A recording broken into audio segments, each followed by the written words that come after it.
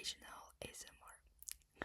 Today we are going to talk about something that has shaped a huge part of modern history: communism. Communism is one of the most influential and controversial political and economic ideas in the world. Some people believe it promises equality and justice. Others believe it leads to authoritarian governments and economic failure. But before we judge it, we have to understand it. So today we will explore what communism actually is, who created the theory, different versions of it, real historical examples, and the strengths and weaknesses of the system. So take a deep breath, grab your notebook and pen, relax, and let's understand communism together.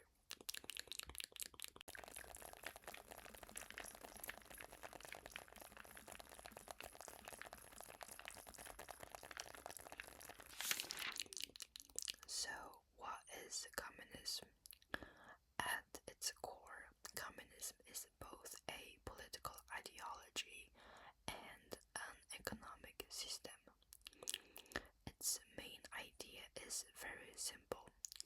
Society should not have economic classes. There should be no rich elite, no poor working class, no private ownership of the economy. Instead, everything is owned collectively by society.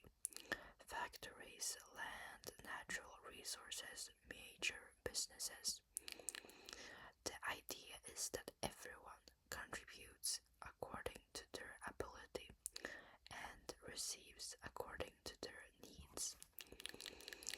In theory, this creates a society where wealth inequality disappears, exploitation disappears, and people cooperate rather than compete. And maybe you have guessed it by now. It is meant to be the opposite of capitalism, where individuals privately own businesses and compete for profit. So now we have the famous people, the founders of communism. So the most important thinkers behind communism were Karl Marx and Friedrich Engels. In 1848, they wrote one of the most famous political texts in history, the Communist Manifesto. Marx believed that history is driven by class struggle.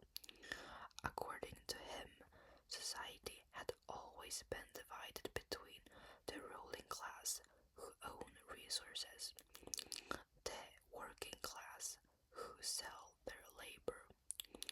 For example, in feudal society, lord owned land, peasants worked it.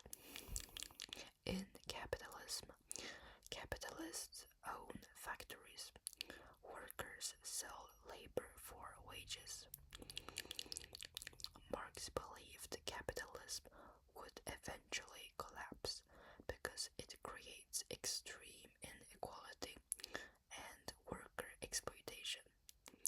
He predicted that workers would eventually revolt and create a classless communist society.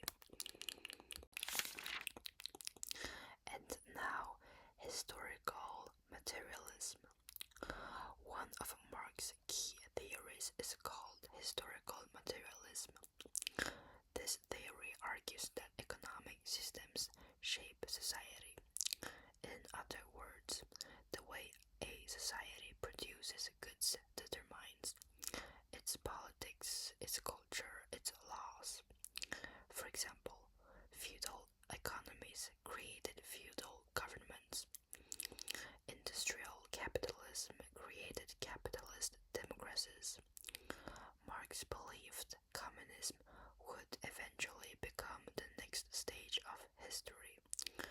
stages he predicted were feudalism, capitalism, socialism, and lastly, communism.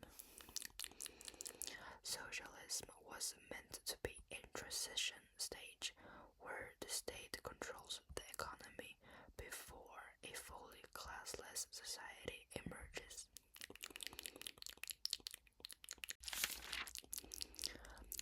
But if you have never heard about communism, let's talk about the key ideas. So, communist theory includes several core ideas. Firstly, abolition of private property. Marx argued that private ownership of major industries allows the wealthy to exploit workers. Communism proposes collective ownership instead. Secondly, class struggle. Marx believed history is essentially a struggle between classes, as we mentioned earlier. In capitalism, this is bourgeoisie, or the capitalist owners, versus the proletariat, or the working class. Communism aims to eliminate this division. And lastly, surplus value. Marx argued workers create more value than they receive in wages. The extra value, called surplus value, is taken as profit by capitalists. Communism aims to eliminate this form of exploitation. So, communism is not just one ideology. Over time, many different versions developed. Some of the most important include Marxism, the original theory developed by Karl Marx. It focuses on worker revolution and class struggle. Leninism. It is developed by Vladimir Lenin. Lenin argued that workers alone might not start a revolution, so he proposed a vanguard party, a small group of revolutionary leaders guilting the working class, and this model led to the creation of the Soviet Communist state. Then we have Maoism. It is developed by Mao Zedong. Unlike Marx, Mao believed revolutions could come from peasants rather than industrial workers. This became the ideological foundation for communist revolution in China. So, some real-world examples of communism. Several countries attempted to build communist systems during the 20th century. The first and most influential example was the Soviet Union, that was created after the Russian Revolution in 1917. The revolution was led by Bolshevik Party under Vladimir Lenin, who aimed to implement ideas inspired by Karl Marx. Do you remember who that was? Great. After the revolution, the Soviet government began transforming the economy from a capitalist system into a state-controlled socialist economy. Later, other countries adopted similar systems. For example, China after the Communist Revolution led by Mao Zedong in 1949, Cuba after the revolution led by Fidel Castro in 1959, Vietnam, which unified under communist leadership after the Vietnam War, North Korea, which developed its own version of communism under Kim Il-sung. Although each country interpreted communism slightly different, they still shared similar economic structures. And by the way, I am guessing how to pronounce the names of the leaders. I know Karl Marx, but that's pretty much it. So sorry if I mispronounced anything, okay? Don't put me in jail, please.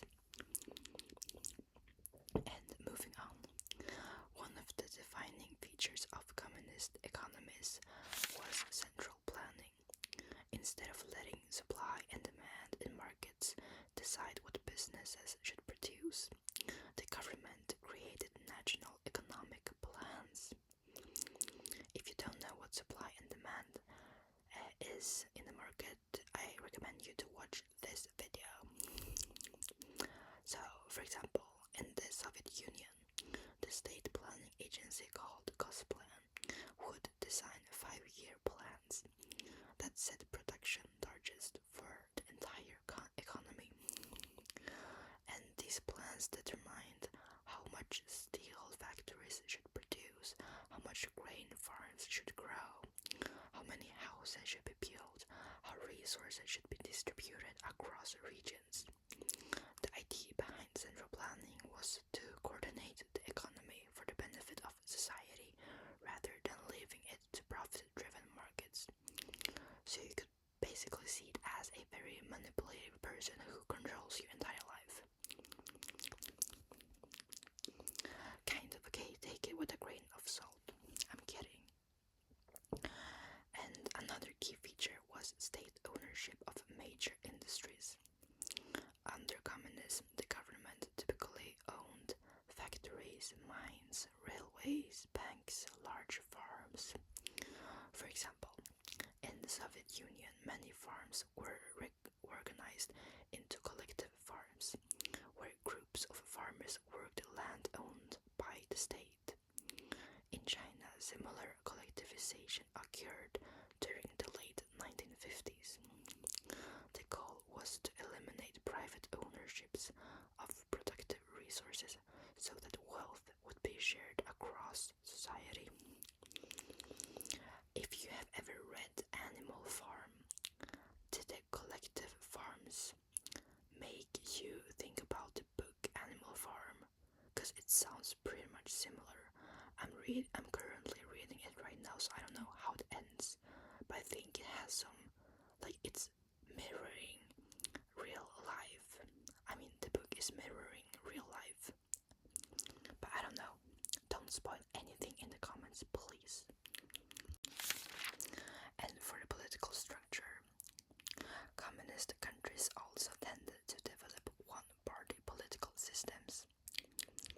For example, the Communist Party of the Soviet Union controlled political power in the Soviet Union. Some similar examples: Chinese Communist Party governs China, or Workers' Party of Korea governs North Korea. It's actually really interesting how North Korea will have their first woman president before the US.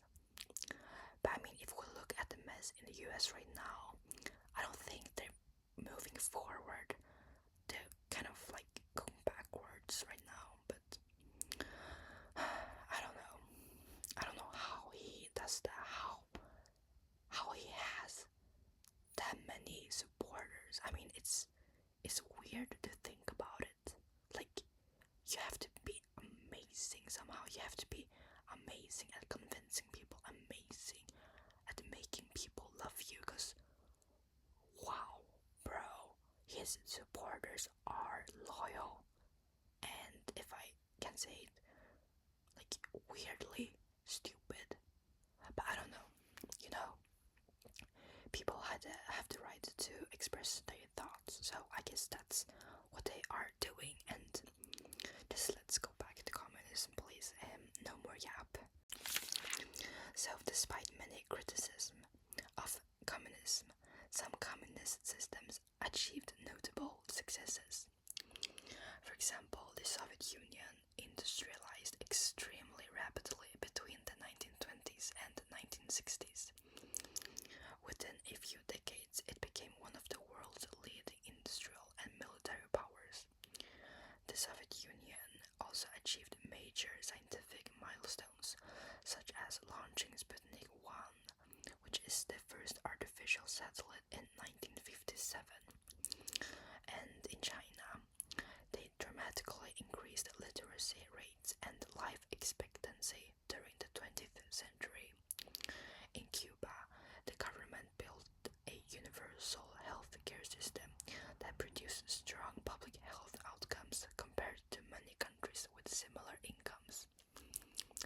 pretty cool. However, centrally planned economies also faced serious challenges. One major problem was information. In market economies, prices help signal what people want to buy. In centrally planned economies, planners had to guess what millions of people needed. This often led to shortages or surpluses. For example, stores might run out of consumer goods. Factories might produce large quantities of unwanted products. It's like a crush, You think you don't know anything about them. You have to guess your way into, like, what flowers does she like? What does he do on his free time? You have to guess your way to actually get to know him. But hey, guessing will lead you nowhere. You have to actually know them, hear what they think, what they want. But in central planned economies, the government couldn't really do that because there was no supply or demand like it is in market economies. So another issue was lack of incentives. So since most wages and prices were controlled by the state, workers and managers sometimes had little motivation to increase productivity or innovate. I think many of us study because we want to get a great job, great education.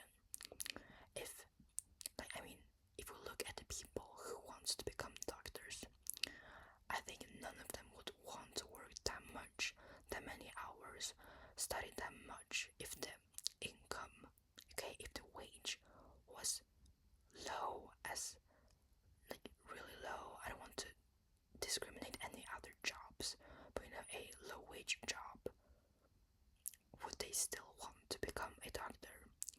I think the dream of becoming something high achieving is deeply rooted in how much money you get. But in a communist society, that rarely happens, and the issue is therefore lack of incentives. And also, communist systems also often became politically authoritarian. In the Soviet Union, political power became highly centralized under leaders such as Joseph Stalin. In China, campaigns like the Great Leap Forward attempted to rapidly industrialize the country, but caused massive economic disruption and famine. And because opposition parties were usually banned, citizens often had limited to go. Gosh, my reading is not doing it right now, and my mind is just mixing the words in my head. Oh, bruh, I can't even talk from my talking points. What is this? Citizens often had limited political freedom. That's my point. I'm so sorry. And by the late 20th century, many communist systems faced economic stagnation.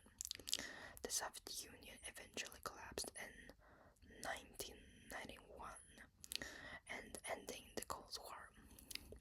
Some countries, however, reformed their systems. For example, China. China introduced markets. Okay, I need to sneeze. Wait. Bless you. Oh, thank you so much.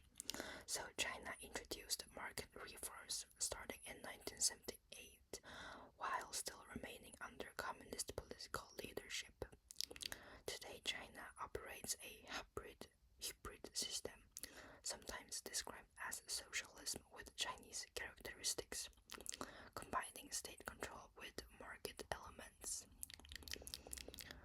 Gosh, from my last video I realized that I may need to translate some words to English beforehand because otherwise I will just embarrass myself again.